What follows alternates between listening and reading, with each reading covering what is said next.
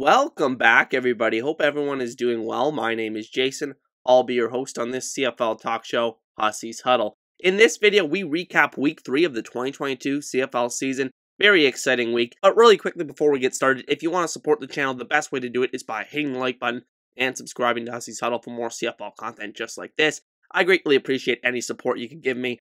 And with that said, let's get on with today's video. So before we get into the games themselves, just generally, I think the one trend that is continuing is because we had 4 East versus West matchups this week, we saw the trend continue of the West continuing to dominate this matchup. But the East did manage to get its first win in our first game of the week, which was the Montreala Alouettes beating the Saskatchewan Roughriders by a score of 37-13.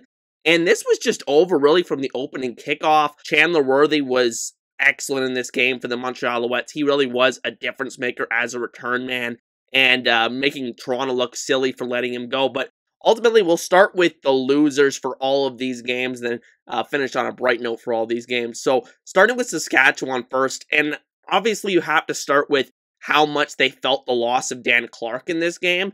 I think it's not necessarily because of Logan Bandy starting at center, because I don't think it was necessarily his performance alone.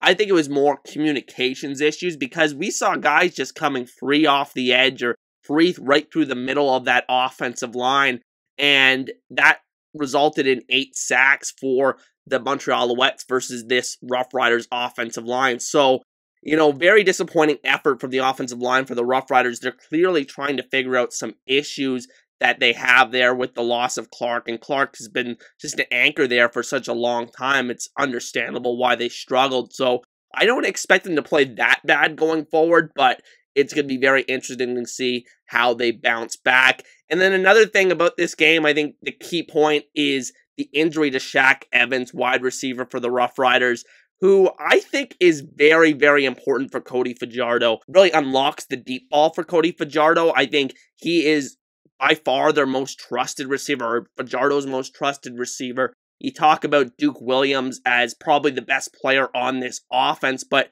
I think that Shaq Evans is still, at the end of the day, the most trusted guy, and you saw that the first couple of weeks for Fajardo, where he was not hesitant to push the ball down the field, and he was able to connect on a few more than he was basically all of last season. So I'm very interested to see. He's supposed to miss 2 months, so it's going to be very fascinating to see if this has a huge detrimental effect on this Rough Riders offense, and if those losses to Clark and Evans are really going to be what sinks this offense this season or for the next foreseeable future. And I think that's even amplified even more by the fact that Kyron Moore, one of their best receivers from last season, arguably their best performing player on offense last season, he is injured and hasn't played a game so far this season. So they're down 2 really key playmakers in the receiving core. Duke Williams has been banged up a little bit, dealing with a few injuries. So it's going to be very fascinating to see how this Rough Riders team kind of weathers the storm of this war of attrition they're seeing on the offensive side in terms of injuries.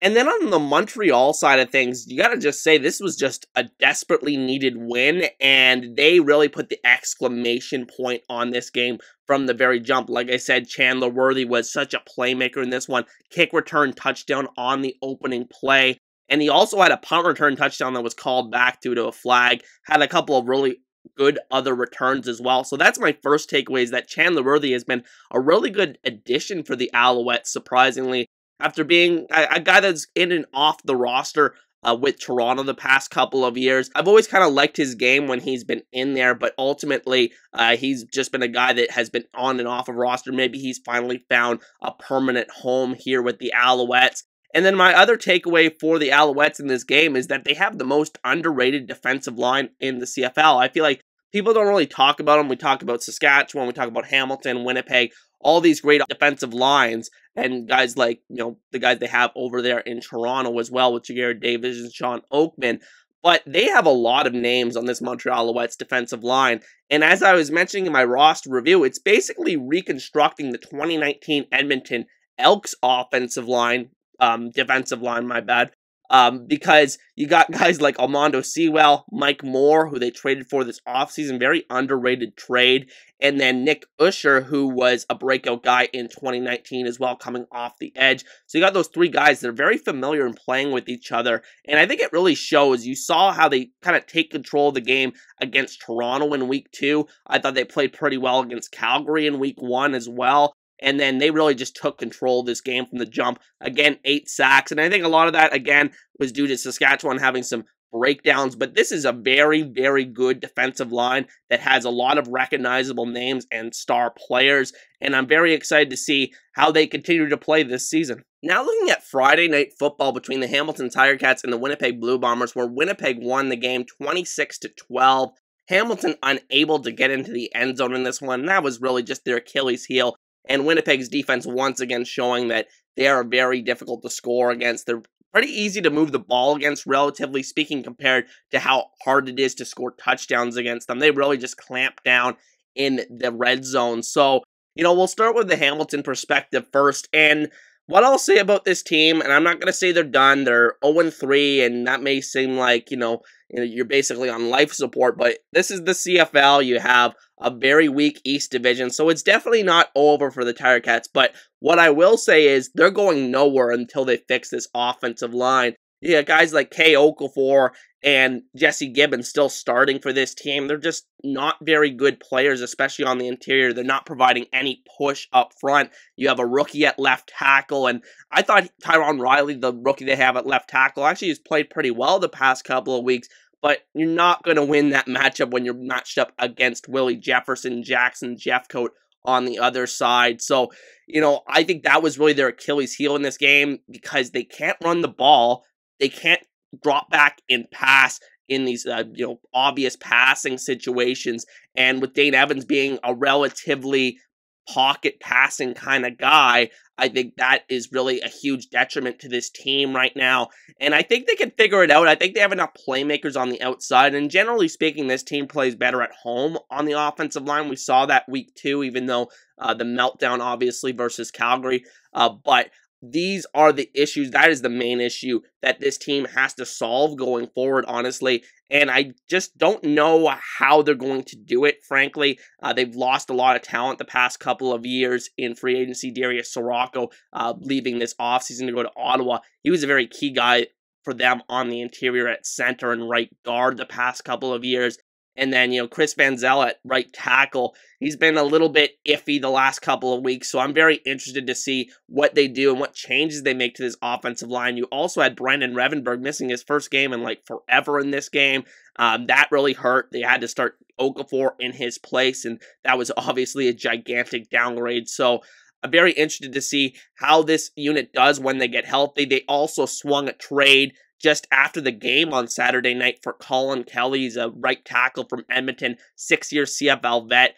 Should fill in somewhere on this offensive line. Don't know exactly where he slots in or if he's just Chris Van Zyl insurance in case Van Zyl is dealing with some kind of injury. But I think Kelly's a very good player. He played very well back in 2019 in the last extended action he really saw as a starter in the CFL. So, I'm very excited to see what he brings to the table, but ultimately it's a gigantic problem for Hamilton, and they have to rectify this if they want to go on a run the second part of this season or final 3 quarters of the season here. And my second take for Hamilton is simply that their best players are just not being their best players right now.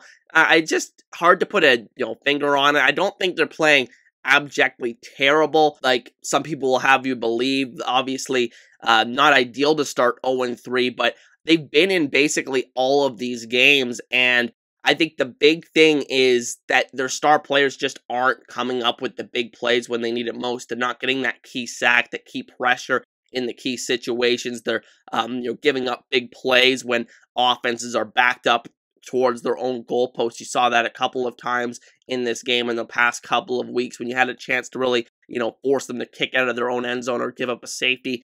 You see the defense give up a key play there, even though the defense in general has played very well the first couple of weeks. And then, I think on offense, you're just not seeing receivers come up with the tough contested catches that you need to have if you want to be a successful team, beat the best teams in this league, like the Winnipeg Blue Bombers, like the Calgary Stampeders, and like the Saskatchewan Roughriders. So that's what I'm keeping my eye on for Hamilton going forward. Do these star players on this team respond?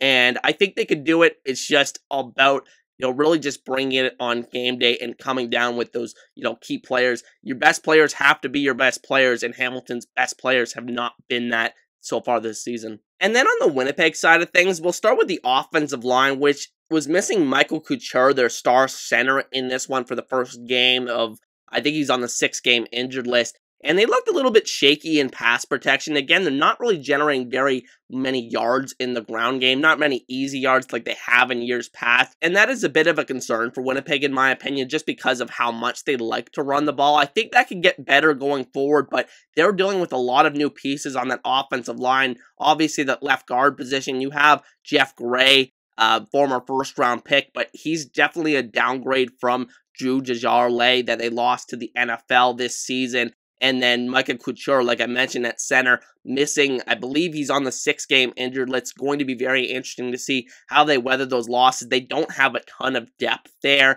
Obviously they got Liam Dobson, who was their first-round pick last year. We may see a bigger role for him, but I think that is a concern a little bit. I thought Hamilton got a lot of pressure up the middle on this offensive line like we haven't seen very much the past couple of years with this offensive line. So it'll be very interesting to see how that offensive line continues to play going forward. I think it's worth monitoring.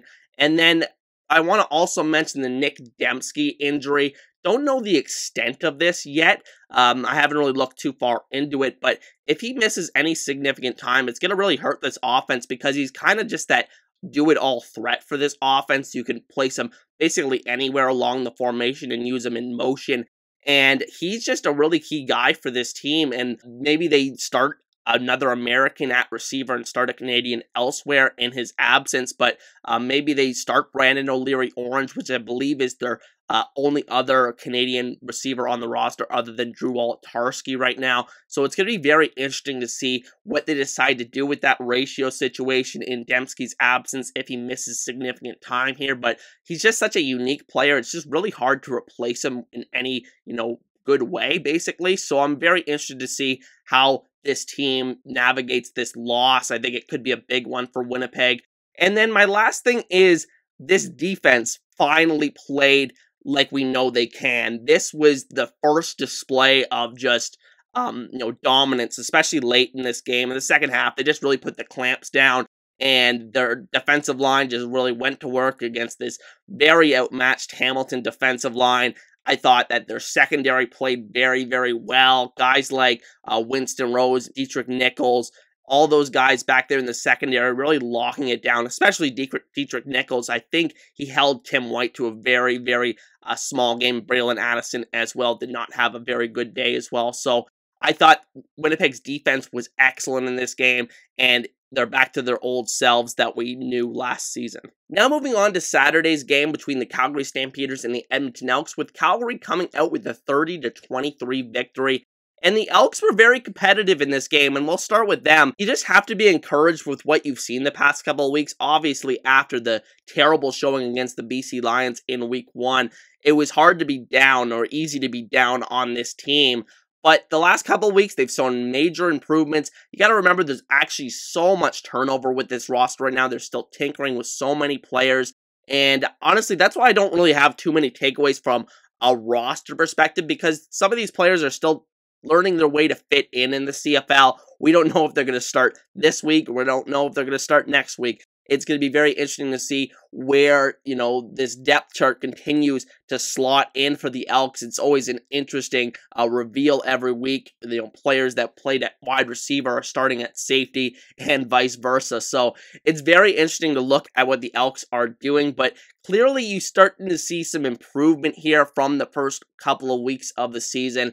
And I think that it's very encouraging going forward. I think in the next few weeks, we could see this team pick up their first victory. But ultimately, I think what they're held back by is going to be ultimately the quarterback play. Nick Arbuckle is fine, but he's just not talented enough to really elevate the lack of players on this roster, lack of talent on this roster. That is unfortunate, but I think, this is a learning year for Edmonton. I think next year we could see them really have a big breakout. This is usually the trend under Chris Jones's teams. They usually take a year to really figure out what they want to do and then really break through the next year. So going to be very interesting to follow that going into next season. And then I want to make a mention of Manny Arsenault, longtime CFL receiver, did not play in 2021. Looked like he was done in 2019 when he played with Saskatchewan, but he was one of the best receivers of the past 10 years. And when he announced his comeback this offseason, people were like, oh, he's basically just going to be like a coach, a mentor kind of guy. But no, he's actually been, probably their best receiver other than Kenny Lawler so far this season. He had a great game in this one, scored a beautiful touchdown. And I'm just happy to see that, honestly. He was a very exciting player to watch in his prime. And I'm just happy he's still enjoying a CFL career today. And then moving on to the Calgary side of things, another slow start for this team, and that's just not going to be sustainable the second half of the season. You cannot continue to get behind by double-digit points and come back every week, but it's really showing the resiliency of this club and their ability to make halftime adjustments, which is just so crucial. And one of the reasons why I had so much faith in this team was their ability to make adjustments at halftime. Guys like Dave Dickinson as a head coach, such an advantage over a lot of other coaching staffs in the league, given the fact that he is an offensive guy, and most head coaches around the league are either special teams or defensive guys, with the exception of a few guys like Kahari Jones and Ryan Didwitty. I think that, that is a huge advantage. Dave Dickinson has been on a CFL field. He's played at a very high level. He's seen it through the eyes of a quarterback, and I think that has allowed them to really make a lot of in-game adjustments, not just this year, but in previous years, which has led to a lot of success for the Stampeders.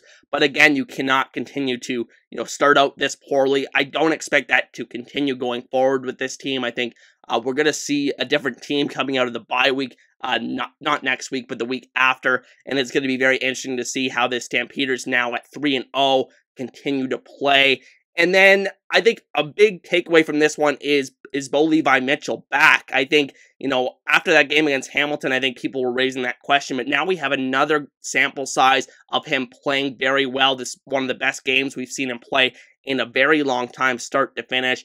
And he just made some incredible plays that made him look like vintage Bo Levi Mitchell in this game. I thought he moved around very well considering he was a game-time decision with a foot injury. And I thought that, his arm looked very lively. He's just putting the ball to his receivers in stride, and it's going to be very interesting to see if he can keep this up. And if he can continue to play at this level, they're going to be a very, very hard team to beat this year. And the last note here is that Cameron Judge has looked amazing so far in this Calgary Stampeders defense, looking like he's 2019 Most Outstanding Canadian nominee self, a guy that brings a lot of versatility in terms of the way he plays coverage from that linebacker spot, also brings a lot of physicality. He's been a tackling machine, playing that weak side linebacker role that he knows very well. He was played out of position a lot of the time last year in Toronto, and I think Calgary is really getting the most of his talents, which is really good to see. And this was one of the best moves, in my opinion, of the entire offseason. It's already looking like that. And then finally, our last game of the week, which is the BC Lions absolutely destroying the Toronto Argonauts by a score of 44-3. And starting with the Argos to start off here, I think before we get into what went wrong, and there was a lot of it, I want to talk about the first drive of the game for the Argos. So BC goes down on the first possession, scores a touchdown, and then Toronto looks like they're moving the ball pretty well on the second possession. They get down inside the 5-yard line, they get to the 1-yard line, and I believe they had 2 or 3 cracks at scoring a touchdown there, and they just cannot punch it in, and that is just, there's just no excuse for that at the CFL level. You need to be able to convert those situations. And, you asked Saskatchewan a few years ago, their inability to get in the end zone against Winnipeg in the East Final, or the West Final, really cost them that game. And it really turned the tide of this game. And you may say, oh, that was the first quarter, they had plenty of opportunities to make up for it, and sure. But I thought that play really just changed the entire game script of this game. It really allowed BC to, because the next play, BC backed up on their 1-yard line, they make a big play to get out of there. And that sequence, those 2 plays, were really just huge in this ball game because BC was able to go up by 2 scores and really make Toronto chase the game, which they're just not very comfortable in doing, especially with this offensive line, how poorly they're playing right now. The injuries on that offensive line are really hitting this team hard. Peter Nicastro, probably their best offensive lineman up front, missing the last couple of weeks. And I think the guys that they have in there, I thought very highly of this offensive line depth going into the season for the Argos, but they just have not performed very well the first couple of weeks of the season. And, you know, when you look at the quarterbacks in this one, I mean, McLeod Bethel-Thompson, you just see the difference between him and what Nathan Rourke was able to do. McLeod Bethel-Thompson, he's an okay quarterback. I've been critical of him on this channel, but he just doesn't provide you too much upside in a game like this to really scramble around when the offensive line is not playing well. He just doesn't bring too much to the table, and that's unfortunate. So I thought that is a big concern for the Argos going forward. Is, you know, McLeod Bethel-Thompson potentially going to get benched down the road here if he continues to play like this? I think there's a lot riding on this season for Toronto, given, you know, how much talent is on this roster. So it'll be fascinating to see what they decide to do with the quarterback position going forward, but I think it's a big concern for Toronto along with that offensive line right now. Just the entire offense just did not look very good in this game. But then on the defensive side, they looked perhaps even worse. That defensive line that has all these stars on there, Sean Oakman and Jagarrett Davis, a lot of other talented players as well, they just completely disappeared in this game. And, you know, I think a lot of that was due to how much the game script just flipped, and BC just had them off balance basically the entire game. Disappointing to see. I thought that was the matchup that Toronto had the advantage in, so I thought that was very discouraging from an Argos point of view, that they really just got pushed around by the BC Lions in this one. And then their secondary just made countless mistakes, leaving open receivers. I believe the first 3 touchdowns for BC, just all wide open receivers, coverage breakdowns in zone coverage. So that will need to be rectified for the Argos going forward. Perhaps I overrated their secondary a little bit in my roster review series. I really like the veterans that they had back there, but maybe they just don't have the right mix of guys right now. I don't know. It's too early to say in the season. They're only 2 games into their season, so it'll be fascinating to see how they rectify some of those problems. But you know, just a very awful performance all around from the Argos on both sides of the ball. It was very disappointing to see. And then on the BC side of things here, you have to start with Nathan Rourke at quarterback. Just the sensational first couple of weeks. You really couldn't have scripted this any better for the young quarterback. And frankly, this has just been a long time coming for fans of the CFL. There just has not been a Canadian starting quarterback in a long time in the CFL, and looks like we finally have found one. And I'm very confident in saying this, that, you know, he is here to stay and he can play in the CFL. I think, you know, I'm not ready to say that this team is a Grey Cup contender yet, just because we need to see how they play in other matchups. But as for Rourke himself, I just have very little doubts at this point, just because of, you know, how well he was playing in all aspects of the game. He's reading the defense extremely well. He looks extremely comfortable in the offense, can move around back there in case of the offensive line making mistakes. So I was extremely impressed with Nathan Rourke. How can you not be? You know, basically 2 perfect games. I believe it's 147 passer rating through the first couple of weeks of the season. So pretty amazing there. So I'm very impressed by Nathan Rourke the first couple of weeks of the season. I'm very, very excited to see how he continues to play going forward. I mean, we'll talk about it in the preview on Thursday, but that game on Thursday versus Ottawa, it's going to be must-watch TV. Probably one of my favorite games to start off this season here in the CFL. So, quite simply, an excellent performance by Nathan Rourke in that one. And I also want to give credit to offensive coordinator Jordan Maksimic, who is calling brilliant game plans the first 2 weeks of the season. And he's really scheming guys wide open. And that's when you know he is a really good offensive coordinator, has, you know, called a couple of really great offensive game plans, because guys are just scheming wide open, and, you know, the guys on offense just seem to have a very, very good feel of where to get open in zones. It just seems like a very well-coached team right now. And if this keeps up, say they play like this the whole year, Nathan Rourke's an MOP of this season, Max Simic instantly becomes, I believe, the top head coaching candidate in the CFL. Keep an eye out for him if that continues, because, like I said, we need more offensive guys in the league. It's a huge advantage to have an offensive head coach, I believe, just because of those adjustments like I talked about earlier with Dave Dickenson. So having a guy like Max Simic, if he continues to prove himself and call games like this, is going to be very attractive for CFL teams this offseason, and I would expect him, if he continues to do this, to get a head coaching job next season. Unfortunately, the last thing I want to bring up here is not necessarily good news at all, and that is the Burnham injury. I believe he got x-rays on his ribs, and that they revealed fractures, so he's going to be out multiple weeks here.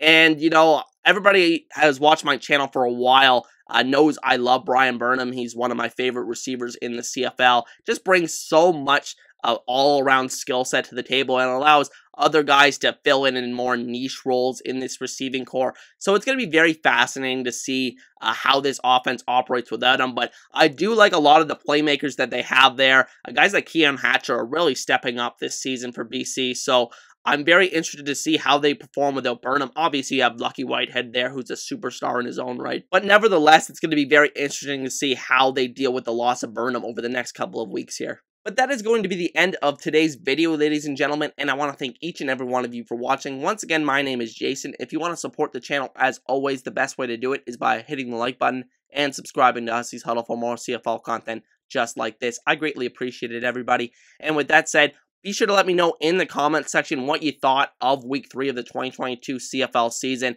Lots of takeaways potentially to take away from this game.